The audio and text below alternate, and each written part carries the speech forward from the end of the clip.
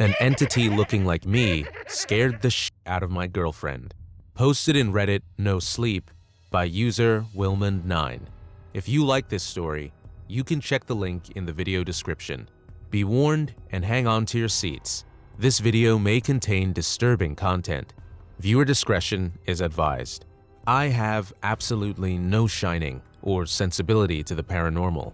I've never experienced strange sensations, felt like someone is watching me, or anything like that. If such things are real, my radar for picking up such signals is very subpar. What I have felt, in both my current apartment and the one I had before that, is often when I'm in bed, waiting to fall asleep, I'll feel my bed, I don't want to say shake because it's more subtle than that, but a clearly noticeable vibration. No other furniture vibrates or shakes when this happens. Furthermore, on several occasions, I've had the feeling of, I'm not even sure how to describe this, but it's as if my blanket, and sometimes my feet as well, sort of rises somewhat in the air, though only a few inches, I believe. Not like someone is actually lifting my feet or the blanket, more like there is some sort of reverse gravity in effect that makes them rise up slightly by themselves, so to speak. Anyway, both of these things I have just shrugged off, disregarded it as nothing, and thought that whatever else, thinking about it won't make it better. For some reason, though, these very minor things have stuck in my mind, and I will get back to that in the end. Me and my current girlfriend have dated for a little over a year. We don't live together, but she stays over here regularly in my former apartment. She is 100% atheist and very matter-of-factly in her view of things. She's an engineer. Ever since she was a young child, she has experienced sleep paralysis fairly often, more times than she could count. She would see a skeleton hanging in her wardrobe in her room, see ghosts move about, have large spiders crawling on the ceiling and falling down on her, etc. She is so used to SP experiences by now that they don't even really bother her, and she easily shrugs them off the way I'd shrug off one of those nightmares where you're standing naked in front of an audience or whatever. So nothing weird or paranormal there. On a Thursday, about a month ago, my girlfriend slept over at my place. I fell asleep before she did, and twisted around in bed, kicking and moving around. Eventually, she decided to grab her blanket and her cushions and lie down in my living room couch instead. I live in a 2-room apartment with a sliding door that is always open, separating my bedroom from my combined living room open floor plan, and she lay down with the foot end in the direction of the bedroom. Not being able to fall asleep, she scrolled on her phone for a while, still hearing me twist around in bed through the open door, perhaps 15 feet away from her. The way the furniture is arranged in my apartment, she couldn't actually see me or the bed, but she heard me clearly.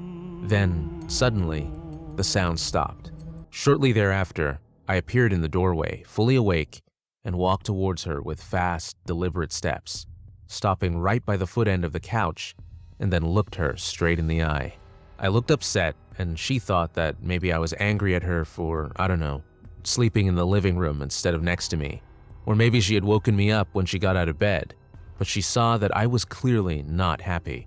I asked her extensively about this the day after, so I will list the things she told me as close to her exact phrasing as possible.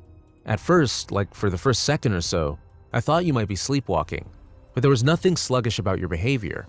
You seemed fully awake and sentient, with, and this is something that she specifically pointed out several times, your arms crossed. You met my gaze and maintained eye contact with me throughout. You looked clearly upset. Also, there was something off about your face. It was dark, like it was covered by shade. Much darker than it should have been, compared to the rest of your features based on the level of darkness in the room. No lamps turned on, but lots of windows without blinds in the room, and summer nights in Scandinavia never really get dark. Somehow, though, I could still make out the contours of your face.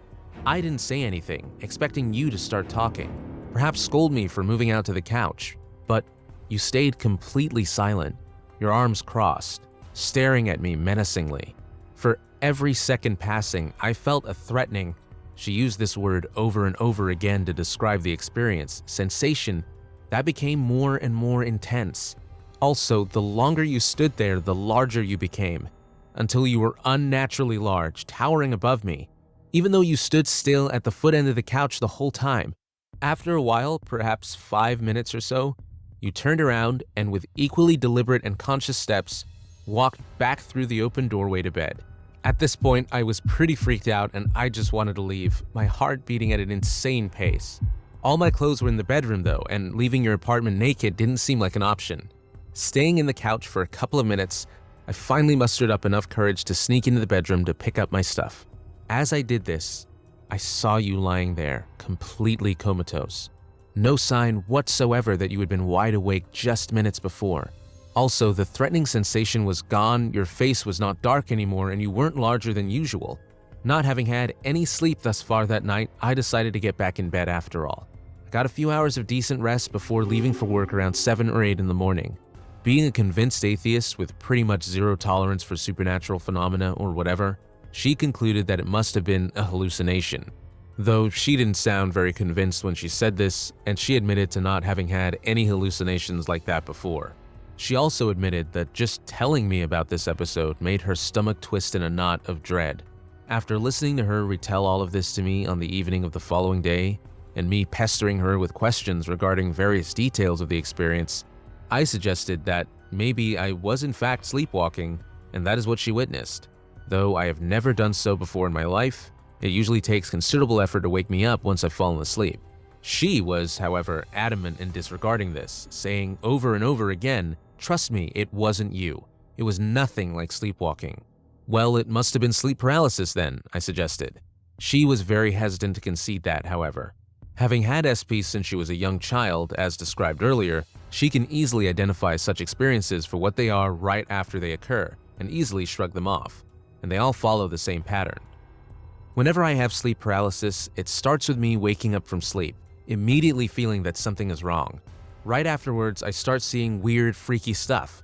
This time, I was already awake when it started. Also, there was no sense of anything being wrong, since all I saw was my boyfriend coming out of the bedroom being somewhat grumpy. Every single one of my sleep paralysis experiences, ever since I was a child, all have one thing in common. Nothing of the freaky scene I ever see is aimed at me. It is always the sense of just, like, being in the wrong place at the wrong time. The skeleton in my wardrobe just happens to hang there. I just happen to be below them when the spiders start falling from the ceiling, etc. The ghosts dancing around the room don't even notice that I'm there, or care about me at all. During this episode, however, the scary scene was all directed at me. The person I saw was angry at me and wanted me to feel threatened.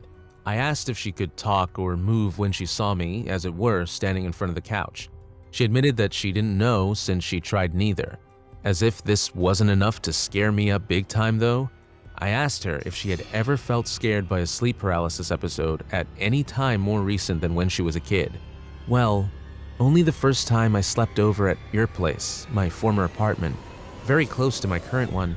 I felt like a being of some sort lifting my blankets into the air."